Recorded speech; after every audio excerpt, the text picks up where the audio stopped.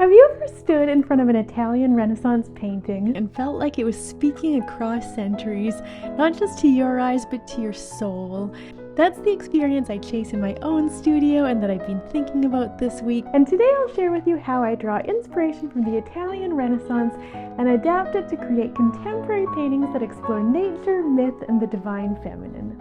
I'll also do something that I basically never do and give you a behind-the-scenes look at a painting that I'm working on right now. It's inspired by Botticelli's Primavera, and I basically used the basic composition and structure of Botticelli's painting and created this little study to play around with how I might insert my own contemporary themes and symbolism, and then I blocked that into this big painting, beginning with an underpainting using burnt sienna and then establishing the main colors like the greens with viridian and sap green and yellow ochre. The Renaissance artists weren't just painting pretty scenes, they were embedding their works with layers of symbolism, myth, philosophy, spiritual longing, all woven into these breathtaking compositions. Like Botticelli's Primavera, for instance, which is bursting with allegory, fertility, rebirth, beauty, and the cosmic order. Next, I started redrawing the figures, sort of just in burnt sienna on top of that color lay-in.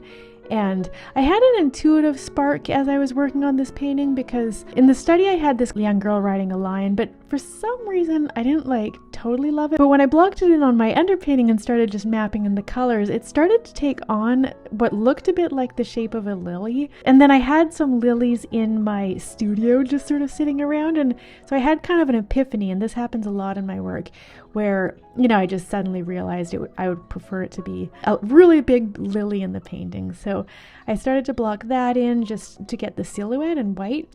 And from there I started to use my compositional knowledge to actually create a bit of a no-tan where the color lay-in was kind of still there for any of the darker elements. But on top of that, I just mapped in some pure whites to really establish the arrangement of light and dark shapes so that the eye can move throughout the canvas in a pleasing way. In my work, I like to take the language of the Renaissance, like the mythological figures and the lush gardens and the sense of harmony between the human and the divine, and interpret it through a contemporary lens. So my current painting, I've borrowed the structure of Primavera, but I'm weaving in modern figures, and in today's clothing and symbols that speak, in a personal way or symbolic way to transformation and empowerment. So I'm using the part where the Renaissance techniques really shine, like the amazing balance of composition, the interplay of light and careful layering of paint.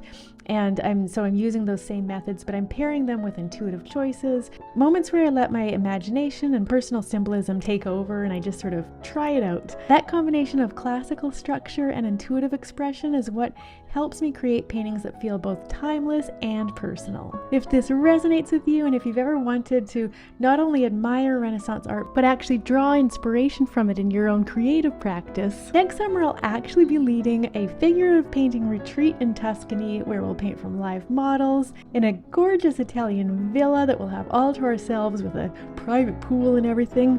And we'll take day trips to visit Siena, Arezzo, and San Sepolcro to stand in front of these amazing masterpieces together. And then I'll guide you in how to take inspiration from the Renaissance art that you see and transform it into the work that you'll be creating in the beautiful studio there to create work that's uniquely your own, blending your imagination with the live model, with the inspiration from the work that you see of the Italian Renaissance. I'd love to hear in the comments what Renaissance painting speaks to you and how you might reimagine it today.